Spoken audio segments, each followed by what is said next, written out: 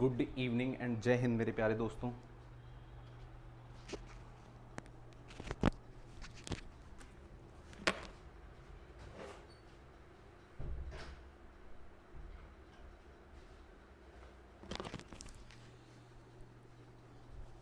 तो good evening Janhvi, good evening सभी को, गुड इवनिंग। चलिए हम लोग अब स्टार्ट करते हैं अपना जो करंट अफेयर्स का सेक्शन था। वो सुबह किसी भी टेक्निकल इश्यूज़ की वजह से आप जानते ही हैं वो नहीं हो पाया। अब हम लोग उसे शाम को कर रहे हैं, but from yesterday from tomorrow we will do it at 8 o'clock in morning only. चलिए शुरू करते हैं अपने इस सेशन को। जो करंट अफेयर्स का इम्पोर्टेंट सेक्शन है उसे हम लोग शुरू करते हैं। चलिए सभी को समझ आ रहा होगा, सब आई थिंक स्ट्रीमिंग स्टार्ट हो चुकी है, कोई किसी को इशू तो नहीं आ रहा है।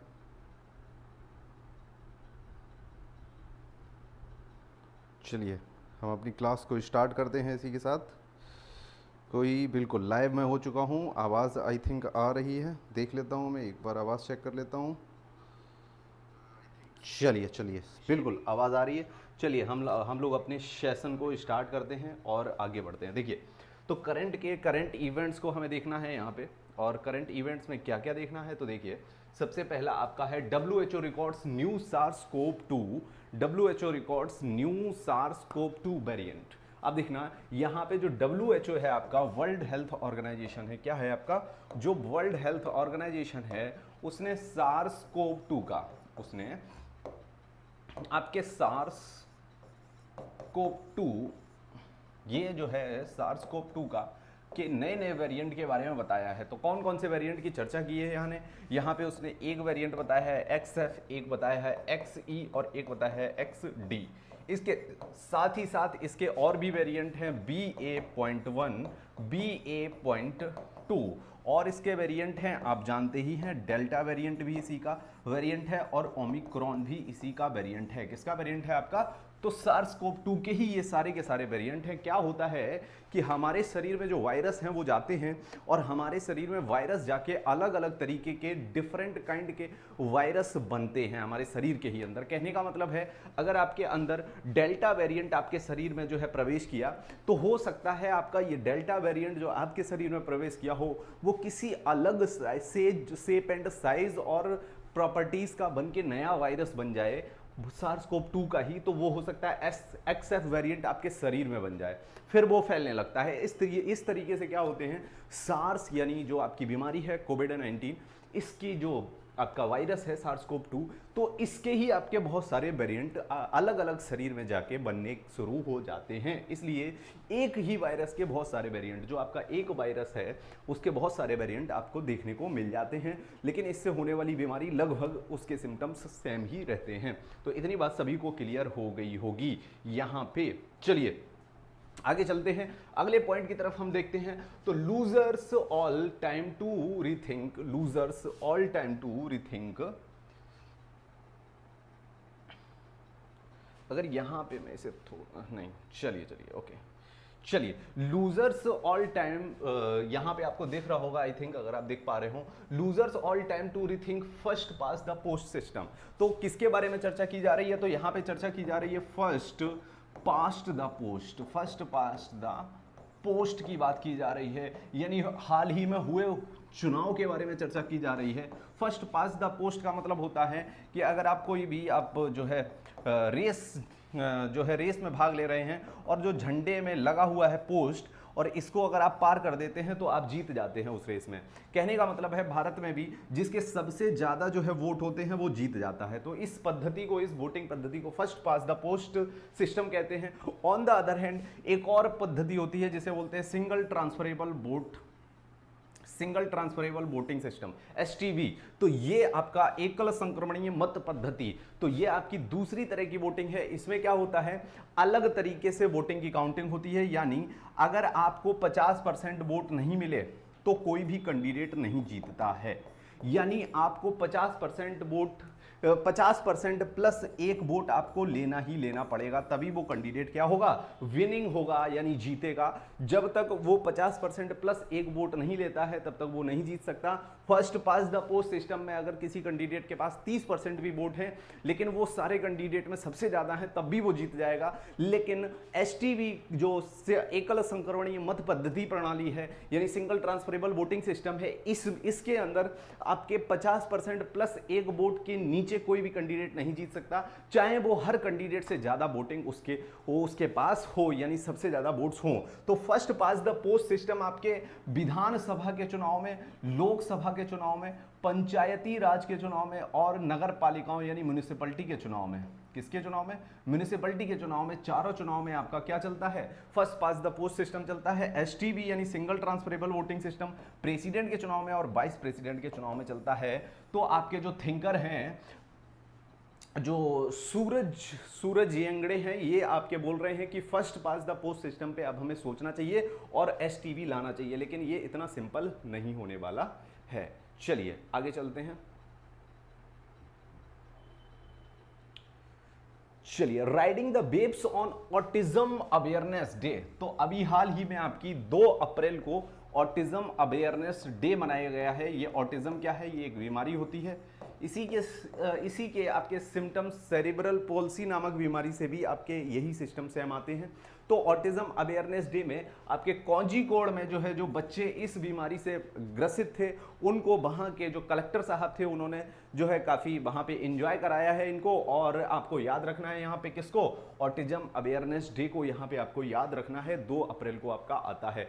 As war depletes wheat granaries across the world, India looks to fill the void. अब देखना यहाँ पे बहुत शानदार न्यूज़ है कि जो रशिया और यूक्रेन का जो युद्ध है उसमें जो फायदा भारत को होने वाला है वो है एक्सपोर्ट किसका, वो है आपका निर्यात किस चीज का, वो है आपका निर्यात गेहूं का। किसका भाई, वो निर्यात गेहूं का है यानी एक्सपोर्ट, व्हीट एक्सपोर्ट है आपका। सबसे ज्यादा विश्व में सबसे ज्यादा निर्यात कौन करता था गेहूं का, तो रशिया किया करता था। और रशिया के बाद दूसरे नंबर पे गेहूं निर्यात में कौन आता था, तो आपका कनाडा आता था। और तीसरे नंबर पे कौन आता था, तो यूक्रेन आता था।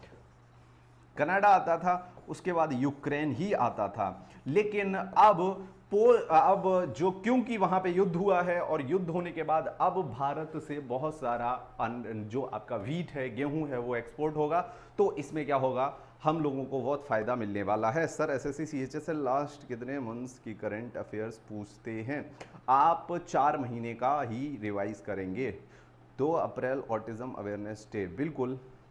विशाल शर्मा जी, जानवी XE, अच्छा जी XE।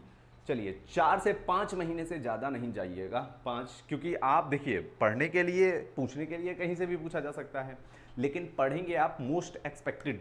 क्योंकि आप अगर सारा पढ़ने लगेंगे तो आप उन सब्जेक्ट्स को, आप उन चीज़ों को छोड़ देंगे जो आपके लिए मोस्ट इंपॉर्टेंट रहेंगी। समझ रहे हैं? चलिए आइए। Why Lovlina has to change weight class. तो लॉबलीना जो है आपकी, उनको वेट की क्लास यानी वजन की क्लास क्यों चेंज करनी पड़ेगी, समझना। जो लॉबलीना थी ये आपकी ब्रॉन्ज मेडलिस्ट थी, कब, टोक्यो ओलंपिक्स के अंदर। टोक्यो ओलंपिक्स के अंदर इनको क्या मिला था भाई, ब्रॉन्ज मेडल मिला हुआ था। टोक्यो ओलंपिक्स के अंदर इनको ब्रॉन्ज मेडल मिला हुआ था, यानी आपका ब्रॉन्ज मेडल मिला हुआ था किस कैटेगरी में, तो 69 किलो की कैटेगरी में, 69 किलो की कैटेगरी में। लेकिन जो अब आपके ओलंपिक्स होने वाले हैं, कहाँ पे ओलंपिक्स होने वाले हैं और कब होने वाले हैं, तो 2024 में पेरिस के अंदर आपके क्या होने वाले हैं, ओलंपिक्स होने वाले हैं। और इन पेरिस ओलंपिक्स में जो आपकी वेट कैटेगरी रखी गई है वो या तो 66 केजी के हो आप या 75 केजी के हो, तभी आप क्या कर सकोगे, तभी आप बॉक्सिंग जो है कर सकोगे। तो अब लॉबलीना को, या अपनी जो इनकी कैटेगरी थी वो 69 केजी की थी, लेकिन अब लॉबलीना को या तो 66 केजी पे जाना पड़ेगा या 75 केजी पे जाना पड़ेगा। यहां पे याद रखना है आपको, जो ओलंपिक्स हैं आपके 2024 में वो कहां पे होने वाले हैं, तो आपके पेरिस में होने वाले हैं। चलिए पहले प्रश्न का सही उत्तर सभी लोग देंगे। Tokyo Olympics bronze medal winner, बिल्कुल। Good evening Durga. चलिए in which state government launched Mukhyamantri Bagwani बीमा योजना। मुख्यमंत्री बागवानी बीमा योजना किस राज्य में जो है लॉन्च की गई है? हरियाणा, राजस्थान, उत्तराखंड या यूपी? जल्दी से बताइए। इसमें क्या है, एक पोर्टल भी लॉन्च किया गया है आपका, एक पोर्टल भी आपका क्या है, एक पोर्टल भी लॉन्च किया गया है। और जो पोर्टल है वो क्या देता है? Insurance for crops. क्या देता है? Insurance for crops,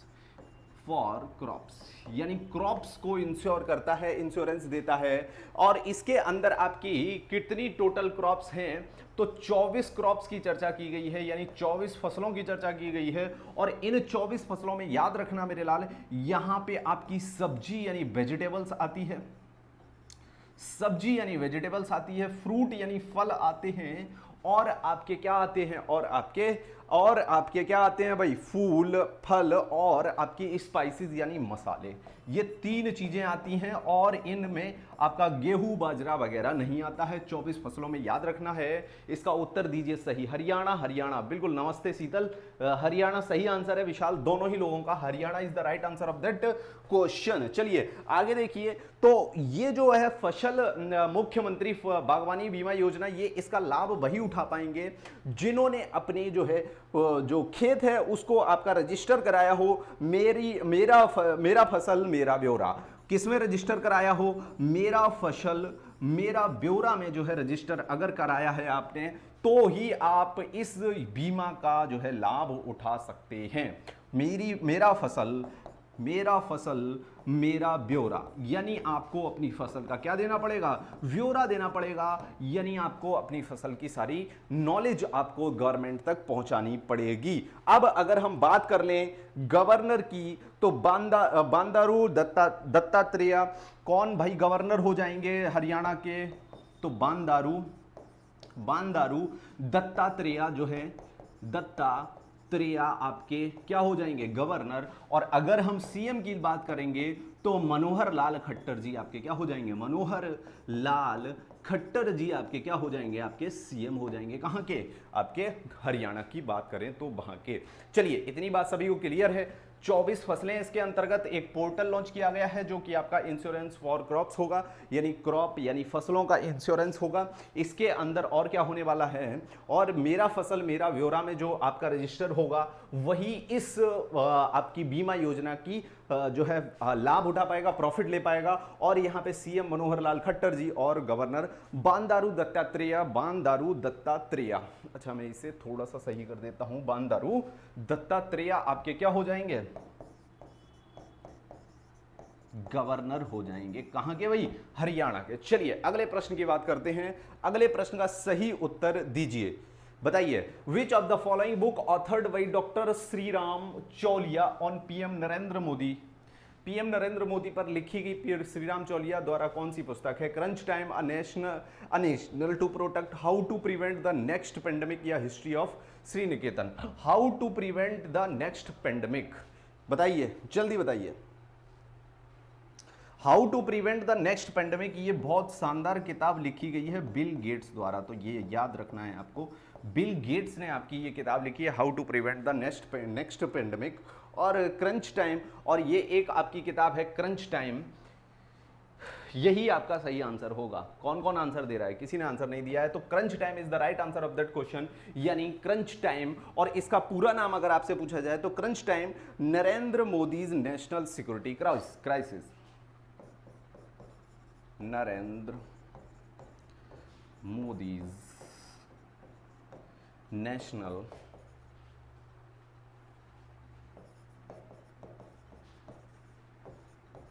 security crisis. तो पूरा नाम इस पुस्तक का हो जाएगा क्रंच टाइम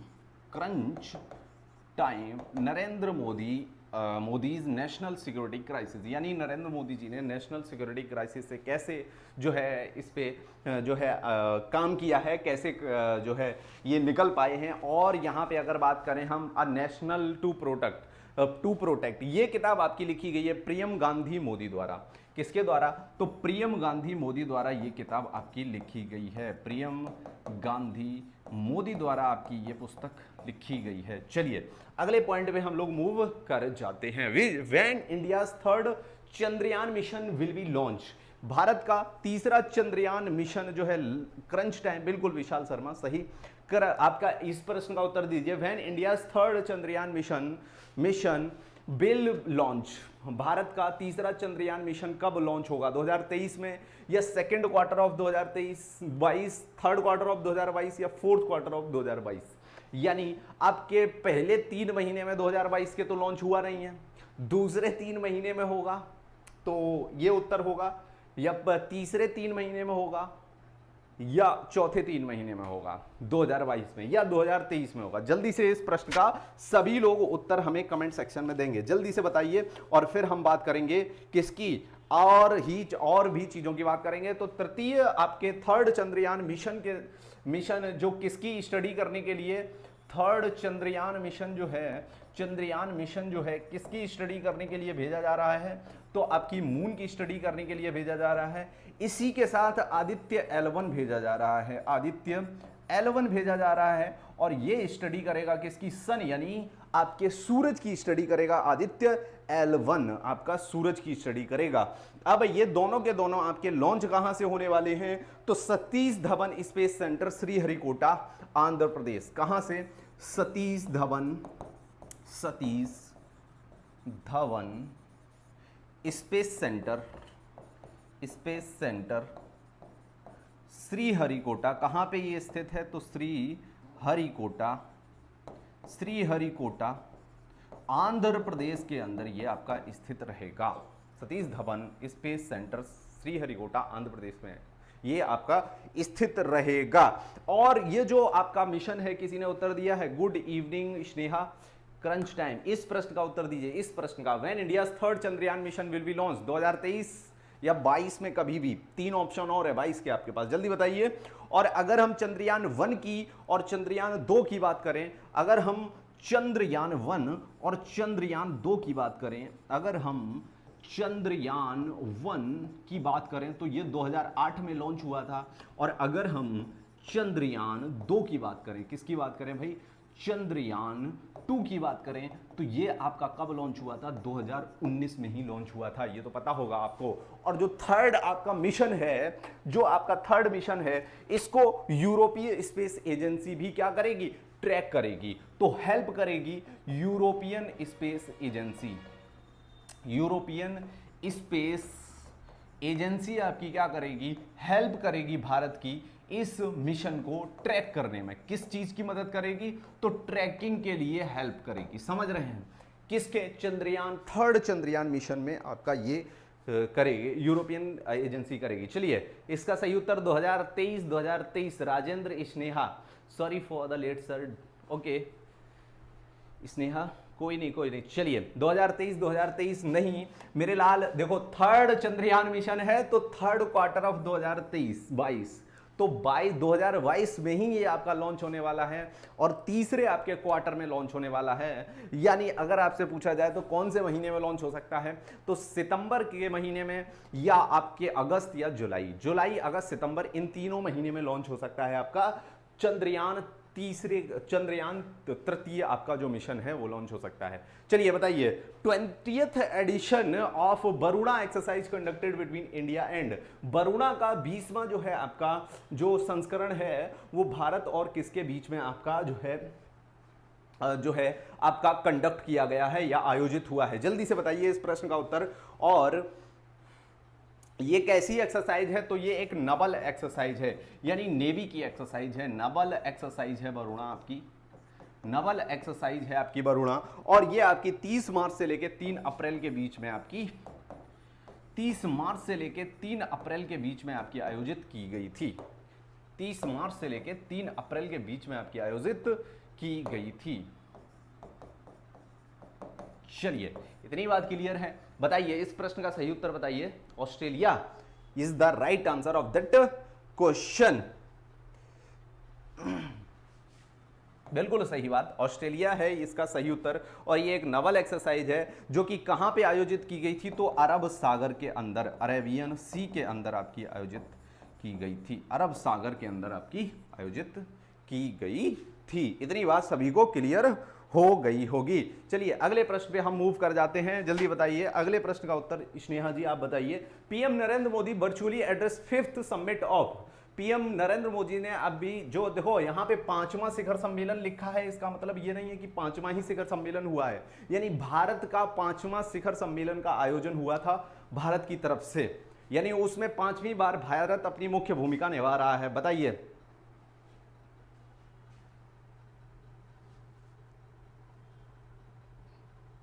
चलिए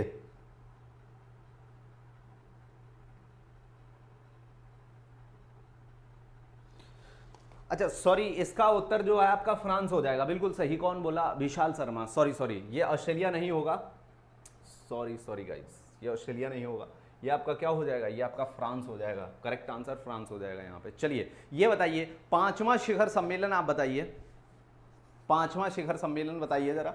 बिल्कुल, तो बिम्स्टेक जो है इसके साथ 5वां शिखर सम्मेलन जो है भारत ने अभी हाल ही में क्या किया है, भारत ने जो है 5वां, भारत के प्रधानमंत्री ने 5वें शिखर सम्मेलन का जो है क्या किया है, आयोजन किया है। 5वीं समिट हुई है भारत की तरफ से, और ये जो है आवासीय रूप से हुई है, यानी वर्चुअली जो है कंडक्ट की गई है। तो बिम्स्टेक की अगर फुल फॉर्म यहाँ पे आपसे पूछ ली जाए तो वे ऑफ बंगाल, यानी बंगाल के सारे ही खाड़ी देशों को जो है, सॉरी खाड़ी देश नहीं, हम कहेंगे अरब देशों, जो अरेबियन सी है, अरब सागर है, जो बंगाल की खाड़ी है, उसके देशों को मिला के ये बनाया गया है एक आपका ग्रुप इंटरनेशनल ऑर्गेनाइजेशन का, bay of Bengal initiative for, bay of Bengal initiative for, bay of Bengal initiative for multi sectoral,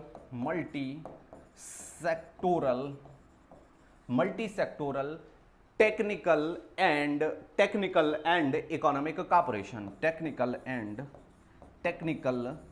and economic corporation.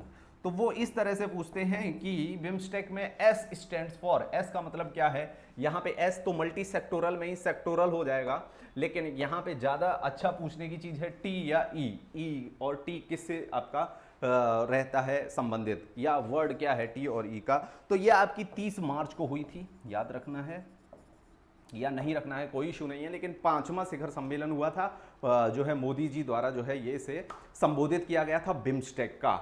चलिए और आगे देख लेते हैं, आगे बिम्स्टेक के बारे में अच्छा एक दो चीजें और बिम्स्टेक के बारे में देख लेते हैं। तो अभी अगर बिम्स्टेक की बात करें तो 2018 से लेकर 2022 तक जो है होस्ट किसने किया है बिम्स्टेक को, तो आपका होस्ट किया गया है किसके द्वारा, तो श्रीलंका के द्वारा होस्ट किया गया है। आज तक जो है इस ईयर तक जो है होस्ट कौन है, तो श्रीलंका है। और बिम्स्टेक की फॉर्मेशन कब हुई थी, तो बिम्स्टेक की फॉर्मेशन आपकी 1997 में हुई थी। और कितने मेंबर्स हैं, तो 7 मेंबर्स हैं, 5 भारत देश, बताइए कौन कौन मेंबर है, 5 तो भारत के साथ 4 भारत के पड़ोसी और 5वां भारत खुद, ये 5 हैं और 2 और हैं, बताइए। चलिए एक और बता दिया, थाईलैंड, एक बचा है, जल्दी बताइए। चलिए तो इतनी बात सभी को क्लियर हो गई होगी। और साथ में ब्रिक्स से रिलेटेड भी एक न्यूज आपको याद रखनी है कि ब्रिक्स की 13वीं, ब्रिक्स की कौन सी 13th जो है समिट अभी हाल ही में हुई थी, कब 2021 के अंदर हुई थी ब्रिक्स की 13th समिट। और यहां पे जो ब्रिक्स की 13 समिट हुई थी, इसका जो है मूल आपका वाक्य क्या था, ब्रिक्स एट द रेट 15, यानी 15 वर्ष पूरे होने वाले हैं ब्रिक्स के जो है फॉर्मेशन के, तो इसलिए ब्रिक्स एट द रेट 14 को जो है क्या किया गया है, ब्रिक्स एट द रेट 14 को जो है यहाँ पे आयोजन कर रहे हैं। इस तरह ब्रिक्स एट द रेट 14 का आयोजन किया जा रहा है। और 9 सितंबर 2021 को, और ब्रिक्स के आपके जो हेडक्वार्टर हैं वो कहाँ पे आपको मिलेंगे, तो ये चाइना के संघाई शहर में आपको देखने को मिल जाएंगे। चलिए इतनी बात सभी को क्लियर हो गई होगी। आगे चलते हैं अब हम लोग। चलिए मीना माता कन्वेंशन इज मोस्ट रीसेंट, यहां पे स्टार लगा लीजिए इस क्वेश्चन पे। Minamata convention is most recent global agreement on environment and health was basically related to, यानी मीना माता जो सम्मेलन है आपका वो किस चीज से संबंधित रहेगा, बिल्कुल श्रीलंका। स्नेहा बहुत शानदार, श्रीलंका बिल्कुल सही कह रही हो आप, श्रीलंका है जो है आपका बिम्स्टेक का आपका मेंबर।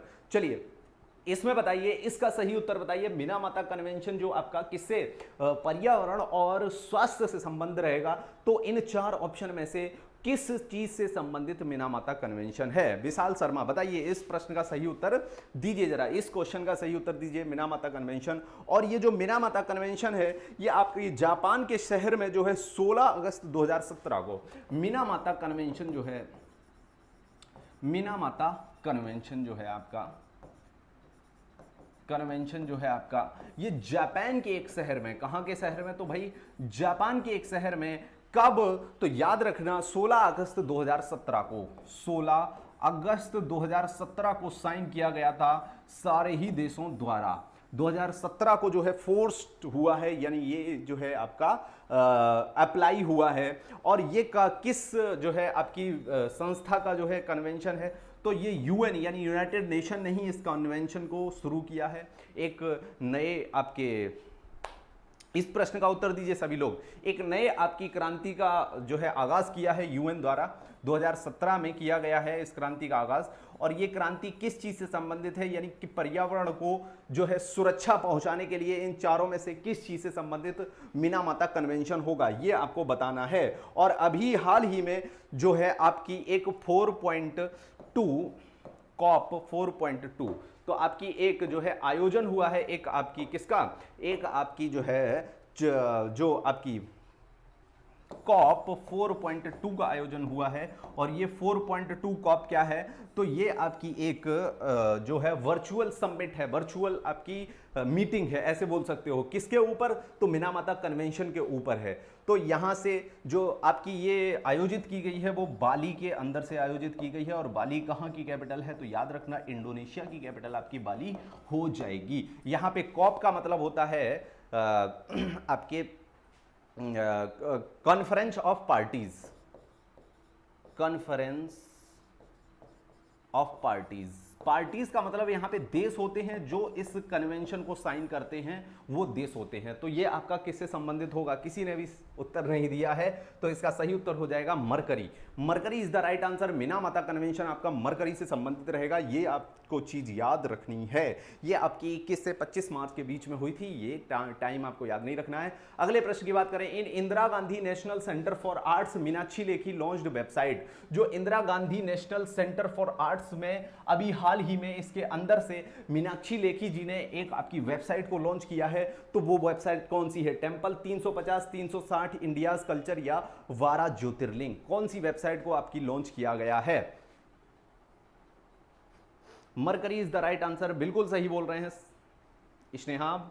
चलिए इस प्रश्न को बताइए। आपकी मीनाक्षी लेखी जी जो कि minister of state for culture and external affairs है, मीनाक्षी लेखी जी आपकी, मीनाक्षी लेखी जी आपकी minister of state, minister of state,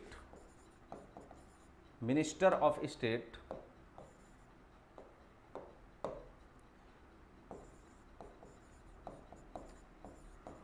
for culture and external affairs.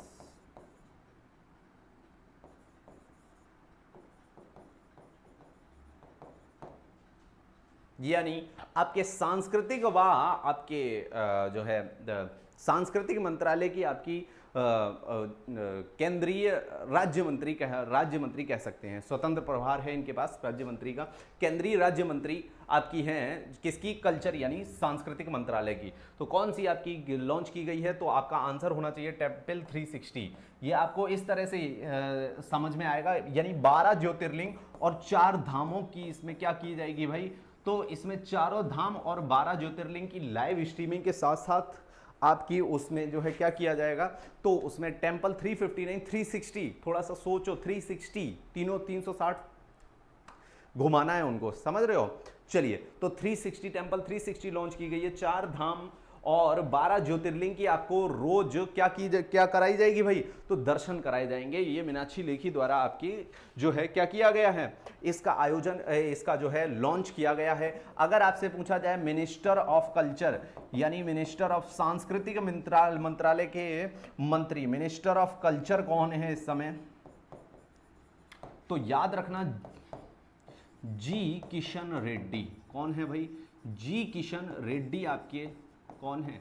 Minister हैं किसके? आपके सांस्कृतिक मंत्रालय के मंत्री हैं। अगले प्रश्न पे आइए, अगले प्रश्न का सही उत्तर बताइए भाई, अगले प्रश्न का सही उत्तर बताइएगा। इन बजट 2022 से 23 on which 30% tax is implied, 30% tax किस पे जो है आपका लागू किया गया है बजट के अंदर? Income of virtual digital currency, यानी आप जो बिटकॉइन खरीदेंगे उससे होने वाले फायदे पे आपको 30% जो है टैक्स देना पड़ेगा। जी किशन रेड्डी, बिल्कुल जानवी। या बैटिंग, जो आपकी बैटिंग करते हो आप, जो पैसे लगाते हो, जैसे कि अलग अलग वेबसाइट्स होती हैं उन पे पैसे लगाते हो और जो मैच जीतता है उस हिसाब से पैसे आप जीत जाते हो, उसे बैटिंग बोलेंगे। या एग्रीकल्चर से होने वाली इनकम से 30% जो है लिया जाएगा। तो इसका सही उत्तर होगा हाँ जी के आर। चलिए बताइए। हाँ बिल्कुल, जी किशन रेड्डी, जी के आर। Income of virtual digital currency, अगर आप क्रिप्टो करेंसी खरीदते हैं और उससे आपको फायदा होता है तो आपको सरकार को कितना टैक्स देना पड़ेगा? 30% टैक्स देना पड़ेगा। और बहुत शानदार क्वेश्चन है ये, आने वाला क्वेश्चन में से एक हो जाएगा। चलिए अगले प्रश्न की तरफ मूव कर जाते हैं। तो बजट से संबंधित कुछ प्रश्न रहेंगे हमारे जो हमने करने हैं साथ साथ में। When 5G spectrum auction will be held, जो आपका 5G स्पेक्ट्रम है, अभी तक 4G स्पेक्ट्रम का ही ऑक्शन हुआ है और आपको 4G की ही सुविधाएं उपलब्ध कराई जाती हैं, लेकिन आगे आने वाले समय में 5G भी आने वाला है। तो 5G के लिए आपके ऑक्शन कब होने वाले हैं? 2021, 22, 23 या 24? चलिए बताइए। तो 5G का ऑक्शन आपका 2022 के अंदर ही होने वाला है। समझ रहे हैं इतनी बात? 2022 के अंदर ही 5G का ऑक्शन होने वाला है।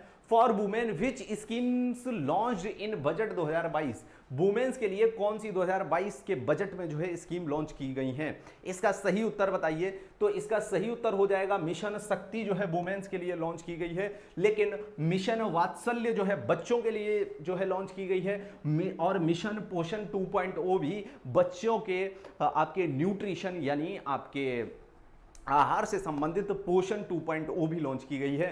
तो तीन की तीनों स्कीमें बजट के अंदर लॉन्च की गई हैं, लेकिन आपकी मिशन शक्ति जो स्कीम है वो आपकी मेनली महिलाओं के लिए लॉन्च की गई है। जो महिलाएं आपकी परेशान, जो महिलाएं जो डिफरेंटली एबल्ड महिलाएं हैं, या जो महिलाएं जिनके पास साधन नहीं है, उनको संसाधन प्रोवाइड कराने की कोशिश सरकार की रहेगी मिशन शक्ति आपकी योजना के तहत। बजट 2022-23 एस्टिमेट्स इंडियाज ग्रोथ, जो बजट 2022-23 है इसमें भारत की जो आर्थिक जो ग्रोथ है वो कितनी बताई गई है? बताइए।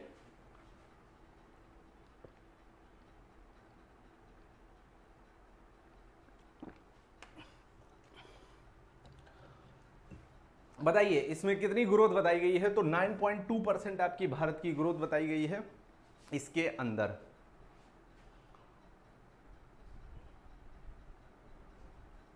चलिए आगे। In which year's budget sports got maximum allocation, तो किस वर्ष के बजट में जो है आपका स्पोर्ट्स सेक्शन है उसमें सबसे ज्यादा बजट में एलोकेट किया गया है? तो इसका सही उत्तर हो जाएगा इसी वर्ष के बजट 2022-23 वर्ष के बजट में ही जो है सबसे ज्यादा एलोकेट किया गया है स्पोर्ट्स के लिए। आपका क्या, किसके लिए? स्पोर्ट्स के लिए आपका एलोकेट किया गया है। चलिए गाइज, इसी के साथ हमारा जो इंपॉर्टेंट करंट अफेयर्स का सेक्शन है वो खत्म होता है, लेकिन याद रखिए आगे से हम थोड़ा सा स्टैटिक पार्ट भी इसमें इंक्लूड करने वाले हैं जो आपके हर एग्जाम पॉइंट ऑफ व्यू से बहुत इंपॉर्टेंट रहता है। याद रखना, करंट अफेयर्स के बाद ही हम वो स्टैटिक का भी पोर्शन आपके सामने प्रस्तुत करेंगे। तब तक रिवीजन करते रहिए और पढ़ते रहिए। बिल्कुल जानवी जी, स्नेहा, तो कैसा रहेगा अगर हम थोड़ा सा यहाँ पे जो है स्टैटिक का पोर्शन भी, like ancient history, medieval history, modern history, polity, in section से स्टैटिक भी पार्ट हम लोग ऐड करते जाएं, एनवायरनमेंट, तो क्या आपकी राय है? Thank you sir Janhvi, thank you. 8 बजे सुबह, बिल्कुल 8 बजे सुबह तैयार रहेंगे। स्नेहा वेलकम बच्चा, थैंक्स अलॉट सर। चलिए बिल्कुल सर जानवी, ओके, तो बिल्कुल स्टैटिक का पार्ट भी हम लोग ऐड करेंगे। कर दो ऐड, ठीक है, ओके ओके। चलिए